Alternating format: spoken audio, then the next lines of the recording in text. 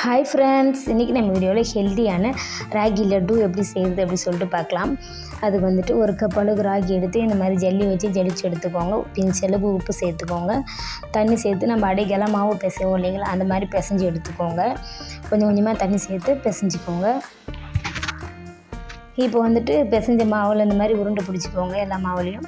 இப்போ இது வந்துட்டு நம்ம வந்துட்டு தோசை தவா இருக்குது இல்லைங்களா, அதை வச்சுட்டு எண்ணெய் தேய்ச்சிக்கலாம். தேய்ச்சி இந்த மாதிரி வச்சு ப்ளே பண்ணிக்கலாம். நீங்கள் வந்துட்டு இந்த மாதிரி உங்களுக்கு செய்ய தெரியல, பயமாக இருக்குது அப்படின்னா நீங்கள் கீழே ஒரு பிளேட் வந்து கவிழ்த்தி போட்டு காட்டன் துணி வச்சு நீங்கள் இந்த மாதிரி எடுத்து இதில் போட்டுக்கலாம்.